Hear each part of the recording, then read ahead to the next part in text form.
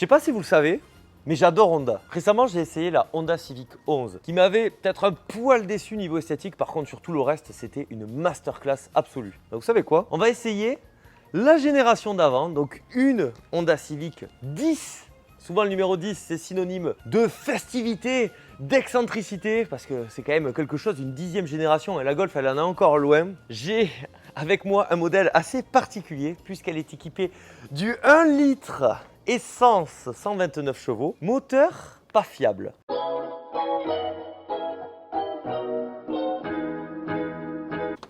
Bon, les Japonais, hein, toujours pour réduire le poids, pas de vérin. Donc pour un 3 cylindres, il y a quand même un capot bien rempli. Alors nous, ce qui va nous intéresser ici, c'est la fiabilité de ce moteur qui est assez déconcertante. Et ça me fait mal de vous dire ça, je vous jure, hein, parce que Honda, sincèrement, c'est peut-être pour moi la marque la plus fiable au monde. Et ici, qu'est-ce qu'ils ont eu comme idée magistrale?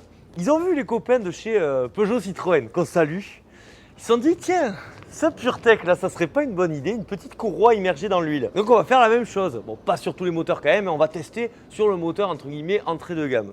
Et donc, c'est là que ce 988 cm3 3 cylindres doté d'un turbo va avoir sa courroie immergée dans l'huile.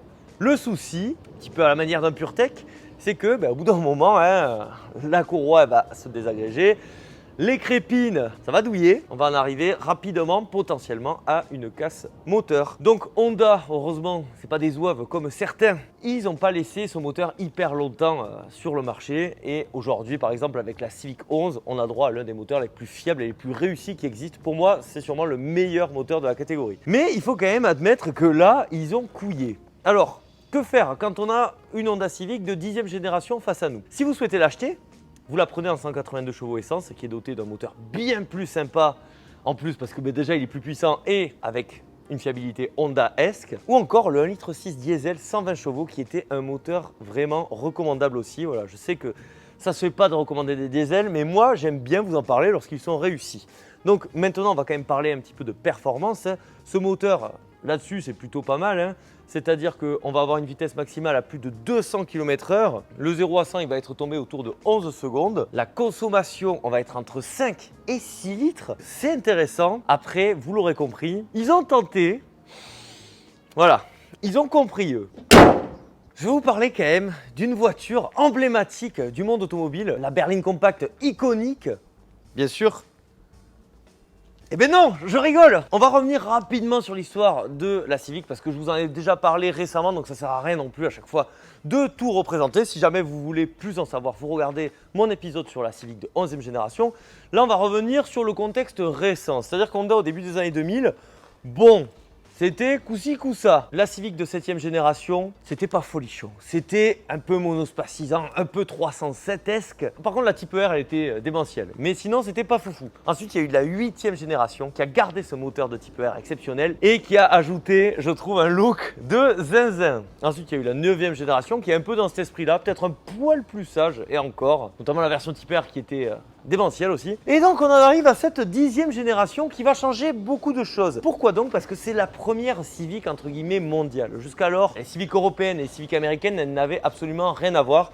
Ici, c'est encore deux Civic différentes, mais la Civic 10 européenne et américaine sont beaucoup plus semblables. Malgré tout, par exemple, aux États-Unis, vous allez avoir droit à une Civic 10 qui a une version coupée. Ça, c'est vraiment intéressant, très sympa, j'aime beaucoup d'ailleurs. On a droit à un côté très caricatural manga, hein. On peut peut-être la caractériser comme étant une antithèse de Golf. C'est-à-dire la Golf elle est carrée, très comme il se doit, entre guillemets. Ici, c'est un peu extravagant, mais c'est ça qu'on aime bien aussi, pas se prendre forcément au sérieux. Donc on a droit quand même à beaucoup de détails qui nous laissent suggérer une puissance assez dingue sur un véhicule doté de 3 cylindres de 129 chevaux. Mais bon, écoutez, on a des lames noires, on a des feux agressifs. En fait, cette voiture, soit on l'adore, soit, je ne vais pas dire on la déteste, mais on l'apprécie pas trop. Niveau mensuration, ça aussi, ça a posé souci entre guillemets aux aficionados de Civic. Je parlais de berline compacte parce que là, on est en train de passer de la berline compacte à la berline tout court. Pourquoi donc? Parce que la voiture maintenant elle dépasse les 4,50 m. Et 4,50 m, c'était une série 3 dans les années 90. Donc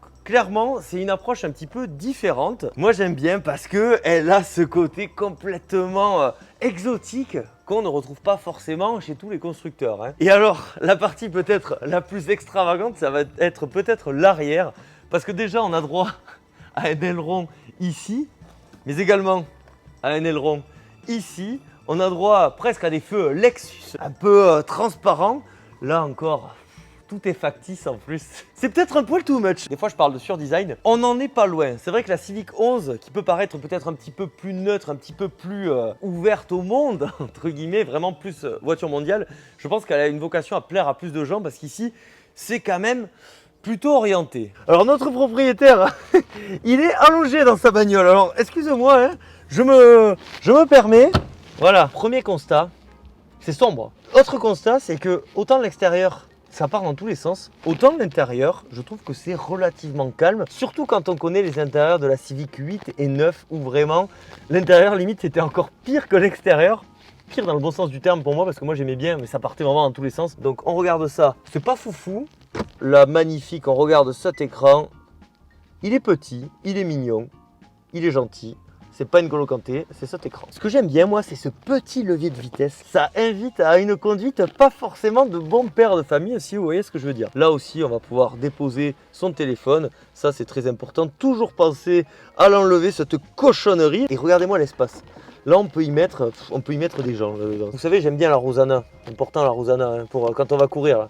Je sais que c'est plutôt une boisson dédiée aux anciens. Moi, j'aime beaucoup. Et bien, je mets ma Rosana, là, c'est impeccable. Et donc, maintenant, on va parler du poste de pilotage. Déjà, ce volant, là, vous voyez comme il est agressif, là. Il donne envie de, hein, d'aller cogner de la BM, de la 114D là, et l'originalité, parce qu'il y en a quand même un petit peu dans ce véhicule, tant original à l'extérieur, c'est vraiment au niveau des compteurs que je trouve très très réussi. Donc on a quand même face à nous plus un aspect digital que à l'ancienne. D'ailleurs sur la nouvelle génération ils ont un peu fait machine arrière avec un côté beaucoup plus traditionnel. C'est un intérieur que je trouve plutôt réussi. D'ailleurs on est vraiment bien installé dans ces sièges.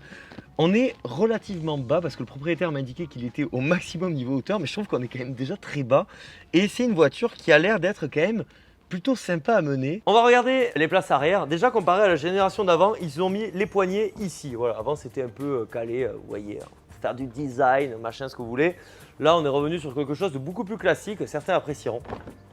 Avant de m'installer, sachez qu'il y a quelque chose qui m'exaspère. Enfin, qui m'attriste plutôt, c'est que les Magic Seats, vous savez les Magic Seats, là, on pouvait lever les sièges sans donner un espace de zinzin qu'il y avait sur les Civic 8 et 9 notamment. Eh bien ils l'ont enlevé sur cette 10e génération et ça c'est pas bien. Je comprends qu'à l'avant on était plus haut, là j'ai l'impression d'être très très bas. Par contre c'est fou l'espace qu'il y a parce que je me suis bien reculé. Ah, il y a un petit accoudoir. Sympa, voilà. Ouais, les sièges sont confortables et tout ça, non c'est pas mal. C'est vraiment pas mal, je suis très bien à l'arrière. En plus, je suis allé courir ce matin, j'ai un peu mal au dos. Je suis hyper choqué des places arrière, mais maintenant on va voir le coffre. Et le coffre, quelque chose me dit qu'il est pas mal non plus. Et du coup, ça va faire de cette voiture vraiment une bonne voiture familiale. Regardez-moi ça, 478 litres. Je me permets, hein. Là je suis impeccable, ça me permet en plus. Si je fais ça, là on est à 1245 litres si je rabats celui-ci aussi. Et regardez, je peux presque m'allonger. Et voilà, et là vous voyez, sincèrement, eh bien, je suis pas mal. Alors je vais pas faire de l'acrobatie, je vais pas ressortir par là, mais c'est vraiment, c'est bien quoi, on peut y loger des gens. Si jamais les gens n'aiment pas trop être assis, vous pouvez voyager allongé à l'arrière, c'est vraiment impeccable. En plus j'ai une belle vue avec ce beau haillon vitré. Donc là, le seul chargement est plutôt bas, après il y a quand même une marche. Bon, on va avoir des petits espaces. Elle est où la roue de secours là monsieur ? Elle n'y est pas, voilà. Honda, vous êtes des coquins. Hein. Oh, le kit anti-crevaison. S'il y a quelque chose que le propriétaire n'aime pas, c'est ceci. Parce que c'est un passionné de plage arrière. C'est un peu juste quoi. Alors, dans l'idée, c'est pas mal. Moi, je trouve ça assez qualitatif, mais c'est vrai que je trouve que ça recouvre pas si bien que ça. Écoutez, moi, ça me choque pas plus que ça. Par contre, là, le siège, je peux pas le rattraper. Hein. Après, il faut le faire là-bas. Ils auraient pu mettre un petit mode électrique si vraiment on veut être tatillon. Après, cette voiture, elle n'a pas forcément non plus une vocation familiale. C'est une berline compacte hein, de base, même si elle est grande.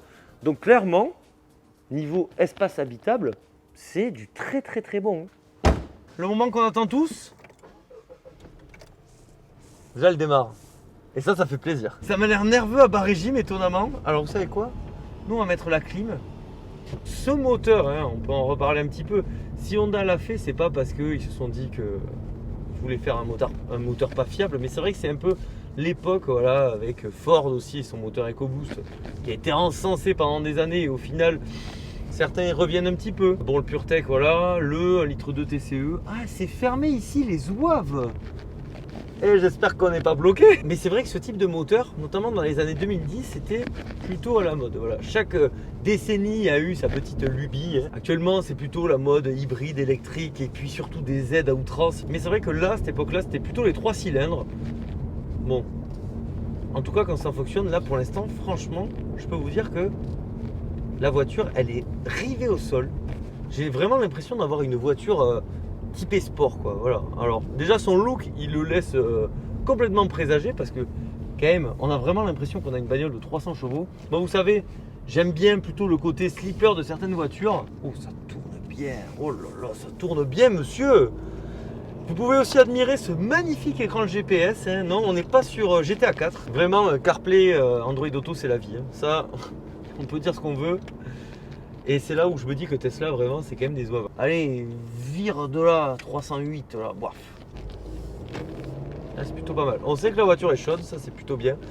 L'instrumentation est vraiment très agréable à regarder, hein. Le levier de vitesse, il passe vraiment bien. La voiture, elle est scotchée au sol. Vraiment, c'est pas mal. Comme une japonaise, elle est plutôt typée légèrement ferme. Mais ils vont quand même toujours essayer d'avoir un espèce de consensus. Ça va être ni trop confort, ni trop ferme. Vous voyez, sur certaines anciennes BM, on avait l'aiguille. Dès qu'on accélère, ça va entre 0 et 30 litres. Ben là, on l'a en version digitale. Ça fait toujours rapidement peur, cette histoire. Malgré tout, heureusement, j'ai la conso moyenne. Et ça me dit que je suis à 5,5 litres. Donc, plutôt serein, hein, avec ça. Puis d'avoir une boîte manuelle, en plus convaincante, sur une voiture relativement récente. Ça, c'est plutôt rare. Vous voyez, là, si on accélère un peu, on entend le petit 3 cylindres. Et ça, les 3 cylindres, on peut dire ce qu'on veut, hein. Moi, je suis pas le plus grand fan. Globalement, c'est souvent problématique, même s'il y a des exceptions. Et par contre, le timbre des 3 cylindres, moi, j'aime beaucoup. On dirait des petites sonorités Porsche. Sincèrement, vous savez quoi, j'ouvre une seconde, juste pour essayer un truc. C'est assez délicat. On va arriver sur ma section privée, l'Atmo Road, qui sera dans Gran Turismo 8. Alors soyez prêts, parce que là, on va tester un petit peu le châssis. Et cette voiture, alors, franchement, elle est très incisive. Vous voyez ça. Alors désolé monsieur le propriétaire, hein. Par contre, la zone rouge, elle est rapidement atteinte quand même. Oh là là. En fait, on sent qu'il y a un turbo aussi, tout simplement, hein. C'est pour ça. C'est-à-dire que la voiture, elle est quand même... elle marche bien. Elle marche plutôt pas mal du tout. Voilà. Après, malheureusement, toutes ces qualités sont un petit peu empiétées par le fait que la voiture n'est pas fiable, hein. J'avais fait ce constat assez récemment sur l'essai de la 308 270 chevaux. Bon, la 308 270 chevaux, j'ai trouvé incroyable. C'était un moteur, ça n'avait rien à voir. Mais ici, pour une voiture entre guillemets raisonnable, 130 chevaux, 129 même, franchement, je trouve qu'on les sent, quoi, la puissance. Par contre, c'est vrai que bon, c'est quand même dommage. Je serais très curieux d'essayer la 182 chevaux essence. Et la Type R, forcément. Alors attention, vous êtes prêts? 3, 2, 1.